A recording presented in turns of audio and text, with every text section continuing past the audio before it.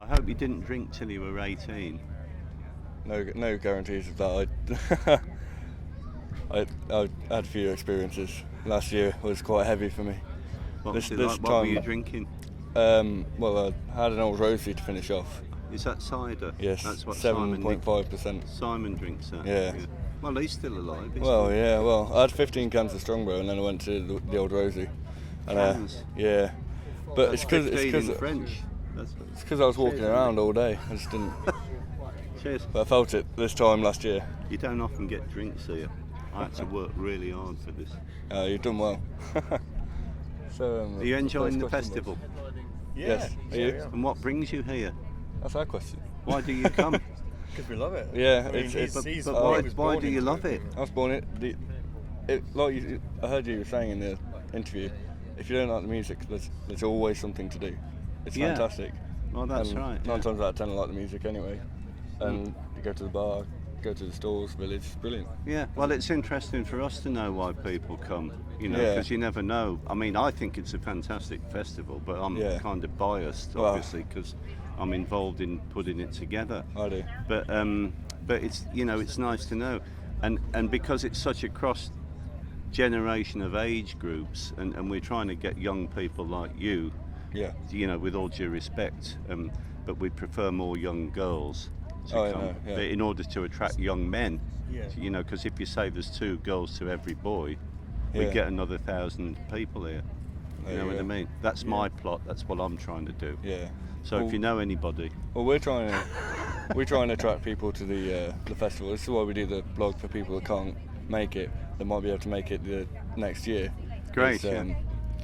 But you like the music, and it's a great atmosphere, and I think having the one stage is really good. I think because you don't have to go traipsing off to find out where that act's on and all that stuff. It's easier to find as well.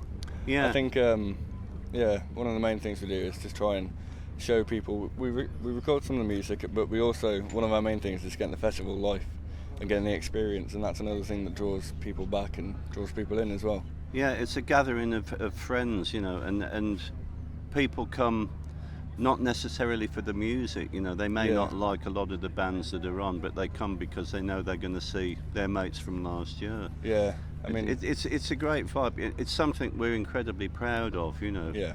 And when you get it, not just the fact that it's sold out this year, but when it does happen that you get a lot of people wanting to buy tickets and stuff. Yeah. And then you get to the weekend and the weather's actually okay. Yeah. Because that's a big, I know it may not be great all day and probably not tomorrow and Sunday, but the actual start of the week and when you have to build the site, put all of these things on and get it to function, which is no easy task. And we're very lucky because we've got the crew are just fantastic here. And Gareth, who kind of asked his responsibilities, putting all this together, and I used to do it myself, and I know. Yes, I remember the year. What it's like. It's a nightmare. Yeah, that was 10 years ago. Right from the start, met Christine, my ex-wife, and myself, and it was before the internet and before mobile phones. Yeah. It was not easy, but when you think back about the things that could have gone wrong. And you can't communicate with people. Literally, mobile phones that didn't exist. Yeah, but now you kind of look back, and if you didn't have them, it's still an incredibly difficult thing to do. Yeah. So it's, and the crew and everybody that works here is, we have such great support from people. Yeah. It's really good. We're very proud of it. Yeah, I think it is something to be proud of with the organisation and everyone that puts in together, because there's always something to go wrong, and they always prepare against that. As much as you can, You can't do anything about the weather. No, but they put so much time and effort into it. And how quick it takes to get up everything, considering what it is really impressive, And we're lucky because the bands that play here remember it, and they tell their mates. And Cropredy's got a great reputation. It's not like Glastonbury don't get me wrong, there's nothing wrong with Glastonbury, but they have millions and millions of pounds to spend on bands. We don't, because we don't have any sponsorship for Cropredy. It's if it goes wrong, it's us that sell our houses, kind of thing, and it's always been that way.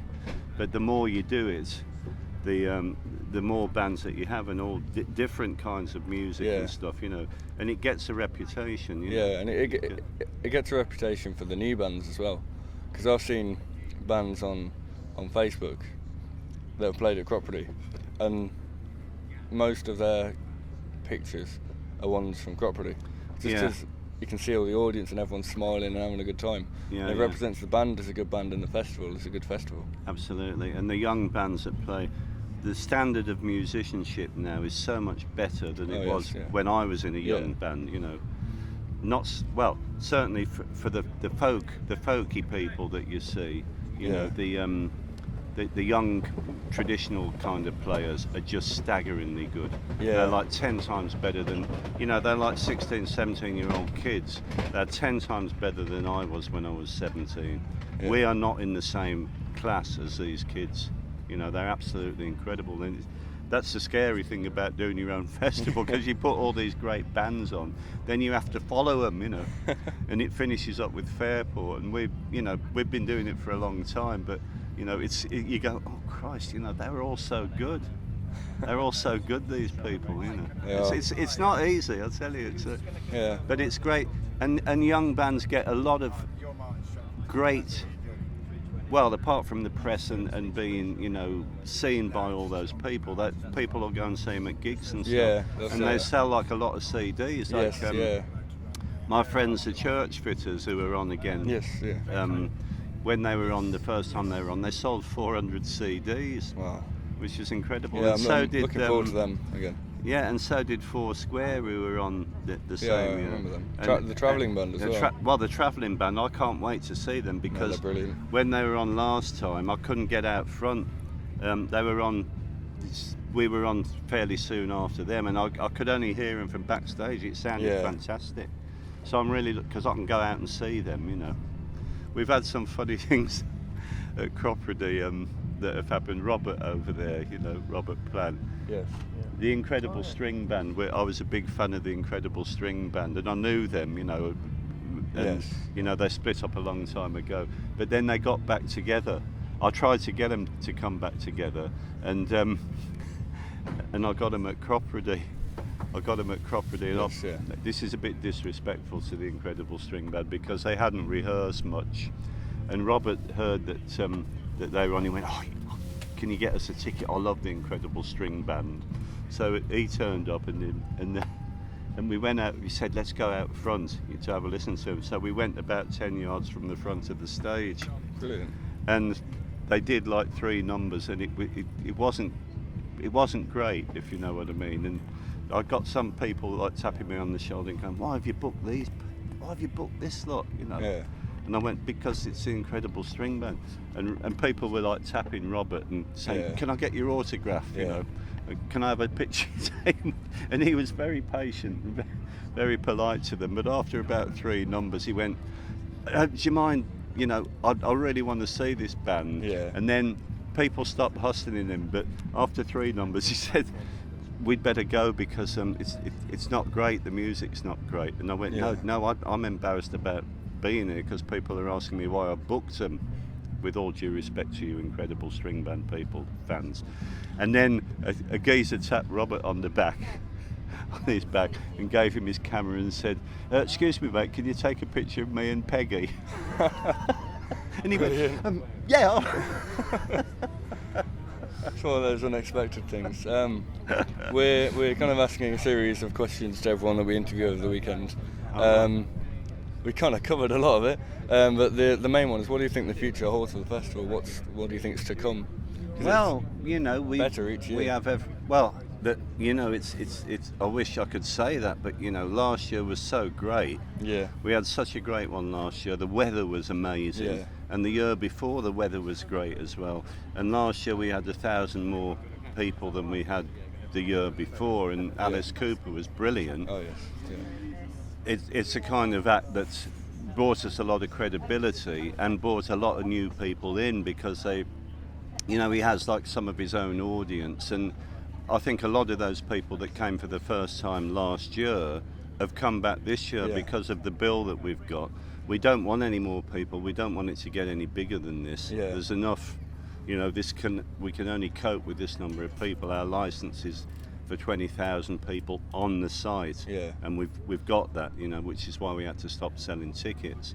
And but the fact that people are still coming, but then you have to follow it, you know, you have to kind of follow it. The reason Alice was so good, and it was such a great visual show, apart from the music, which was, the playing was incredible. Well, you know, from what I can remember at that point, I was a bit past it.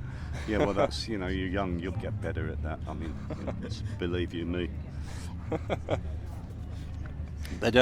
But Alice was so good, which is why I got the Australian Pink Floyd, because I saw them in Brittany, and I went to their gig, because the visual stuff that Alice did was great. It was like, you know, and then you have that and you go, this is the best thing we've ever seen at Cropredy, and then you go, hang on, what are we going to do next year? How do you follow that? Yeah. You know what I mean? It's like my dad's seen them twice now, and he says they're probably the closest thing you'll get to seeing Pink Floyd. Oh, really. they are great. They're great players. I don't know any of their names, but I saw the show, and as I did Steve Hackett in Brittany, I went to see Steve, and that was fabulous. Yeah. You know, and I like to go and see the bands that we're booking, but then you're up against, how do we follow this year? Yeah. You know, and we're always open to suggestions. It's a constant question, isn't it? Really? You know, and because there are so many festivals on, it's like to get headline acts sort of put bums on grass. Yeah. You know that you know what I mean. It's like we've got a loyal, you know, 9,000 or 10,000 people that will come to Cropredy every year. Yeah. But it's getting that extra 3,000 or 4,000, and of a different, you know, non-Fairport kind of fans to attract them. I could probably get about 3 or 4 people. No, about 1,000, but. Yeah, well, that's all right. Send us a CD. Yeah. Get me a guitar. Okay. Is that all right, chaps? Yeah. Thank you.